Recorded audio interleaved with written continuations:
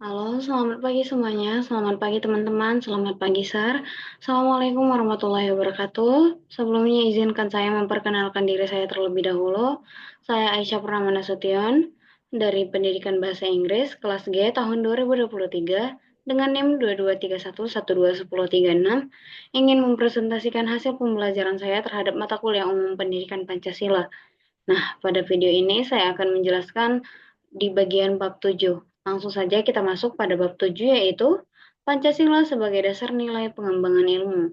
Langsung saja kita masuk pada poin pertama yaitu pengertian dan pentingnya Pancasila sebagai dasar nilai pengembangan ilmu.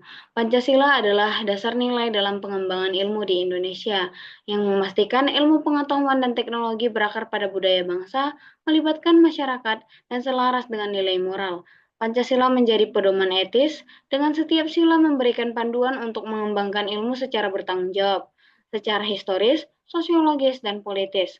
Pancasila telah menjadi acuan penting dalam kebijakan pengembangan ilmu. Pentingnya Pancasila terlihat dalam upaya mencegah orientasi ilmu yang hanya mengikuti budaya Barat atau kebutuhan pasar, serta memastikan manfaatnya dirasakan oleh seluruh masyarakat. Langsung saja kita masuk pada poin kedua, yaitu ilmu dalam perspektif historis. Ilmu pengetahuan berkembang melalui beberapa periode sejarah, yaitu yang pertama adalah zaman pra-Yunani kuno. Pengetahuan praktis berbasis pengalaman seperti menulis, berhitung, dan meramalkan peristiwa. Yang kedua ada zaman Yunani kuno. Pemikiran rasional mulai menggantikan mitologi, menjadikan Yunani pusat ilmu dan filsafat.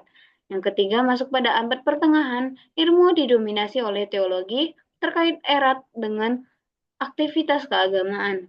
Yang keempat ada Renaissance, yaitu era kebangkitan pemikiran bebas, terutama di bidang astronomi dengan tokoh seperti Copernicus dan Galileo. Yang kelima ada zaman modern, ditandai dengan penemuan ilmiah besar dan metode ilmiah yang sistematis. Kemudian yang terakhir yaitu zaman zaman kontemporer, era teknologi canggih dengan kontribusi ilmuwan seperti Albert Einstein. Ilmu terus berkembang dengan mempertanyakan objek secara berkelanjutan melalui metode tertentu memunculkan tantangan baru untuk dieksplorasi lebih.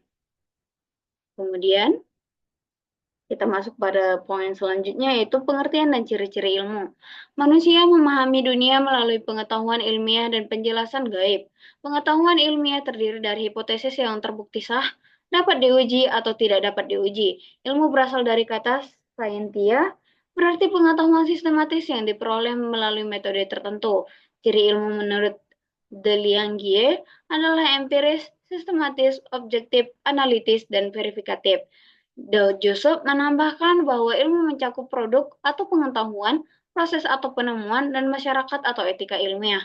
Van Melsen menekankan ciri seperti koherensi logis, objektivitas, progresivitas, dan ilmu adalah aktivitas manusia yang terstruktur dan terus berkembang.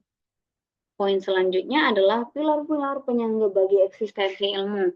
Ilmu pengetahuan didukung oleh tiga pilar filosofis yaitu ontologi, epistemologi, dan aksiologi. Ontologi membahas sifat dan keberadaan realitas termasuk kuantitas atau apakah tunggal atau ganda dan kualitas sifat dan batasan.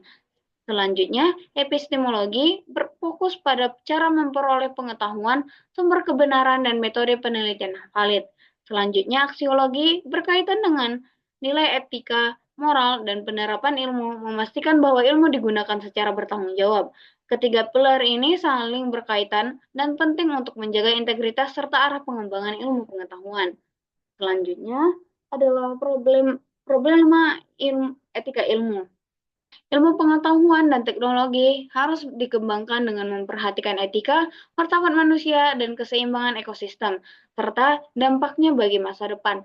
Ada perdebatan apakah ilmu bebas nilai atau tidak. Joseph Situmorang berpendapat ilmu seharusnya bebas dari pengaruh eksternal seperti politik dan budaya.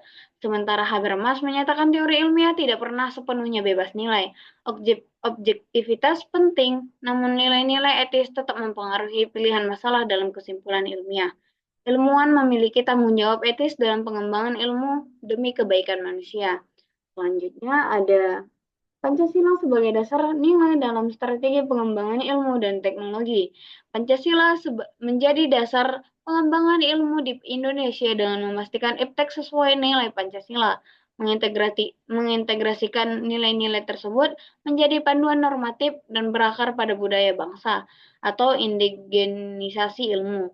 Pancasila penting untuk menjaga pluralitas nilai, mengatasi dampak negatif iptek, dan melindungi nilai khas bangsa dari pengaruh luar. Sebagai sumber nilai, kerangka berpikir, dan asas moral, Pancasila mendukung pengembangan iptek demi kesejahteraan masyarakat. Kemudian, visi misi ilmu di Indonesia. Visi orientasi operasionalnya diletakkan pada dimensi-dimensi seperti teologis, etis, dan integral atau integratif. Teologis dalam arti bahwa ilmu pengetahuan hanya sekedar yang memang harus kita pergunakan untuk mencapai sesuatu, atau teolos, tujuannya yaitu sebagaimana merupakan nilai kita untuk mewujudkan cita-cita sebagaimana yang dicantumkan dalam pembukaan Undang-Undang Dasar tahun 1945. Etis dalam arti bahwa ilmu pengetahuan harus kita operasionalisasikan untuk meningkatkan harkat dan martabat manusia. Dan integratif atau integral dalam arti bahwa penerapan ilmu pengetahuan untuk meningkatkan kualitas manusia sekaligus juga diarahkan untuk meningkatkan kualitas struktur masyarakatnya, sebab manusia selalu hidup dalam relasi baik dengan sesama maupun dengan masyarakat yang menjadi penjangnya. Yang terakhir ada sikap ilmiah ilmuwan. Sikap ilmiah yang perlu dimiliki para ilmuwan menurut Abbas Hamami tahun 1996 sedikitnya ada 6, yaitu tidak ada rasa pamrih, bersikap selektif, adanya rasa percaya yang layak baik terhadap kenyataan maupun terhadap alat-alat indera seperti budi, adanya sikap yang berdasar pada suatu kepercayaan atau belief dengan merasa plastic conviction bahwa setiap pendapat atau teori yang terdahulu telah mencapai kepastian, adanya satu kegiatan rutin bahwa seorang ilmuwan harus selalu tidak puas terhadap penelitian yang telah dilakukan, kemudian seorang ilmiah juga harus memiliki sifat etis atau akhlak yang selalu berkehendak dengan ilmu untuk mengembangkan ilmu kemajuan. Baiklah, sekian hasil pemaparan pembelajaran saya. Saya harap mohon dimaklumi apabila terjadi kesalahan dalam penyampaian. Semoga bermanfaat dan semoga bisa dipahami. Assalamualaikum warahmatullahi wabarakatuh.